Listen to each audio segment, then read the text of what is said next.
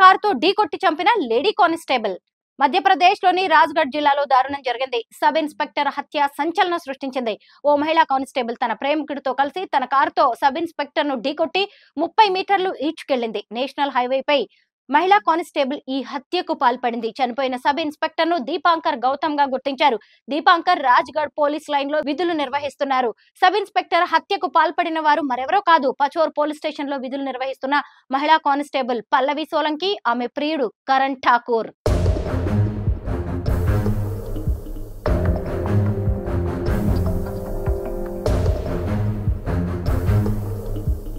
Triangle ప్రేమలో మహిళా constable ఈ ఘాతుకానికి పాల్పడినట్టు పోలీసుల విచారణలో వెల్లడైంది. మహిళా కానిస్టేబుల్ లివ్ ఇన్ రిలేషన్షిప్ లో ఉన్న తన బాయ్ ఫ్రెండ్ తో కలిసి ఎస్ఐ దీపాంకర్ గౌతమ్ ను తన కారుతో ఢీకొట్టింది. అనంతరం వారిద్దరూ నేరుగా పోలీస్ స్టేషన్ కు చేరుకున్నారు. ప్రమాదానికి కారణమైన కారు పచోర్ పోలీస్ స్టేషన్ లో విధులు నిర్వహిస్తున్న మహిళా కానిస్టేబుల్ పల్లవి సోలంకి చెందినదిగా పోలీసులు గుర్తించారు. నేరం చేసిన తర్వాత పల్లవి, ఆమె ప్రియుడు కరణ్ దేహత్ పోలీస్ స్టేషన్ లో లొంగిపోయారు.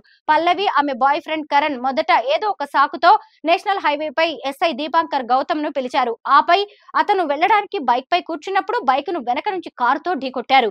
వారిద్దరూ దీపాంకర్ బైక్ ను ఢీకొట్టి కారు కింద నుజ్జు చేసి బైక్ తో పాటు దీపాంకర్ మృతదేహాన్ని 30 మీటర్లు ఈడ్చుకెళ్లారు. ఈ దారుణానికి పాల్పడ్డ తర్వాత పల్లవి, ఆమె ప్రియుడు కరణ్ ఠాకూర్ దేహత్ పోలీస్ స్టేషన్ కు చేరుకున్నారు. మొత్తం సంఘటన గురించి పోలీసులకు సమాచారం ఇచ్చారు.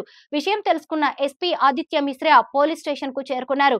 లేడీ కానిస్టేబుల్ ను అదుపులోకి తీసుకుని విచారించారు. ప్రాథమిక విచారణలో పల్లవి, కరణ్ కలిసి దారుణానికి పాల్పడ్డట్టు అంగీకరించారు. ఇదిలా ఉంటే బియోరా దేహత్ పోలీస్ స్టేషన్ లో విధులు నిర్వహిస్తున్న సమయంలో SI Deepankar Gautam, lady constable Pallavi దగ్గరయ్యారు.